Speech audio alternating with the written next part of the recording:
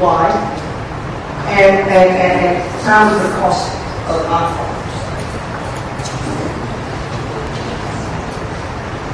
So another principle. I'm not going to really show this recording because I trust I've seen this thing before. Okay? Now what is the magnitude is? The magnitude of this thing here is if I take x, I define this by definition. You can see that if I take x and I end up with x, what do I have? Let's take the real thing for simple. Take x, inner product of x, what I do is the summation of xi squared. Right?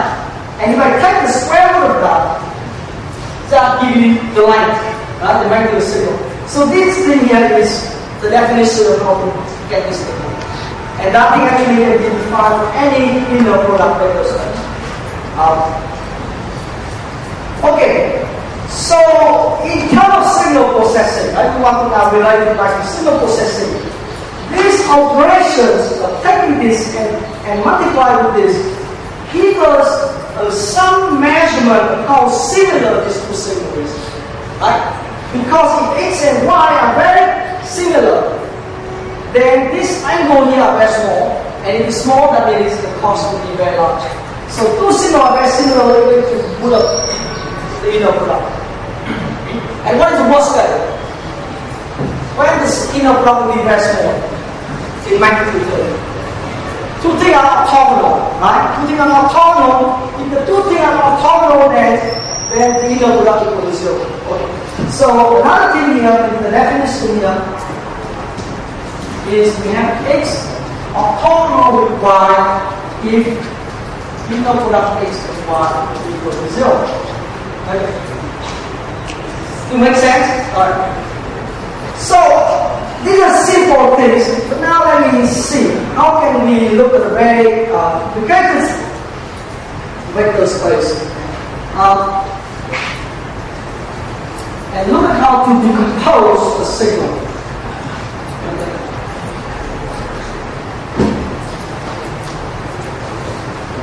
Alright. So for example, now I imagined, or you imagine that we have a signal, a simple signal vector x. I'm going to back to the operation I had before. Take a signal, break them into small pieces. These unit poles and these delay poles. And as I said earlier, I take the signal x here, and you have the samples so maybe sometimes start at 0, and it's 1, it's n minus 1. Okay. So this signal here easily can be corrected. This thing is not hard to see. And 1, 0, 0, 0. And what I put the scale here? x0. Okay. Plus x1 of 0, 1, 0. So here and plus x n minus 1 of 1, 0, 0, 0. So this is very simple decompositions of a vector into a linear combination of those basic signals. Okay, so those basic signals I can call them as E0, E1, En minus 1. Those vectors. Or if you recognize it that if I divide the signal with a sequence number, and you think about that it is axis n in this end, and here's the origin, right? And these are sample, here's another origin here, here's the origin here. Then there is just a signal I can think about it, right? And 1 here, 0 everywhere. So what is that signal? The delta n, right? The delta n you see. So this is just delta n. What about this? Delta n minus 1, and so on. Okay, so simply I take a signal and I write them as a linear combination of different basis components. Okay. Put them in more abstract form. I'm assuming now more general, right? So this is one basics, but now what we think about now is I have suppose Suppose that instead of having n simple signal now, I have a V0, V1, Vn minus 1. Suppose that I have this connection. For simplicity, sometimes I draw this vector. But okay, so I have this thing here is the basic. The basic, so anyone remember what the basic is? What is the basics?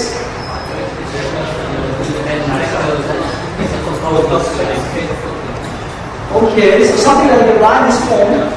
Mathematically, it has to be satisfied two things, right? One, it has to be linearly independent, right? And two, right, any signal can be written as a linear combination. Okay, very good. So that, and I have this as the basics, and others let me just describe, right? So I can write now any signal x equal to alpha 0 v0 plus alpha n minus 1 vn minus 1. Right? I can write this form.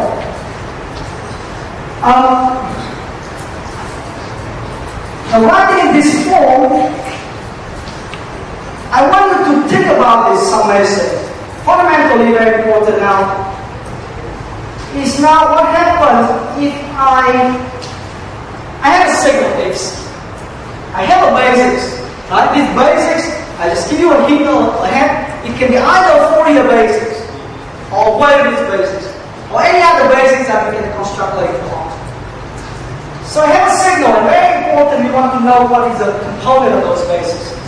Right? I have a signal and I want to represent the Fourier basics, and I want to know how much percentage the signal is, like 5 megahertz, 10 megahertz, and so on, right? And I can have a signal. When we listen to something, what our ears doing is really decompose signal into different frequencies, right?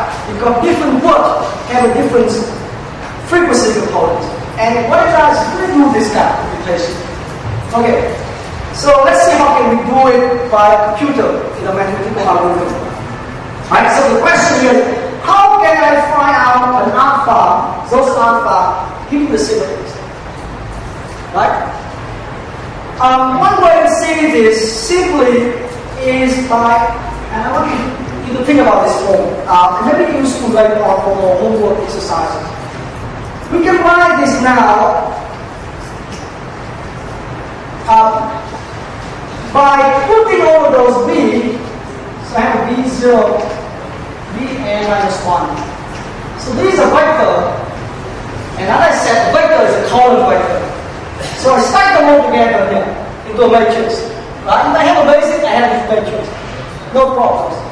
And the alpha that I have, I can put them now in the alpha 0 to alpha n minus 1. So everyone see that this matrix multiply this column vector give you exactly this. Right? Agree?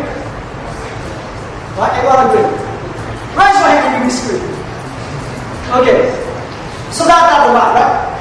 And I have this thing here now, and now I can do now simply, maybe I can put a more abstract form. I can write x is simply equal to that thing is matrix B some alpha that is. Okay? So now to be able to find alpha, very simple.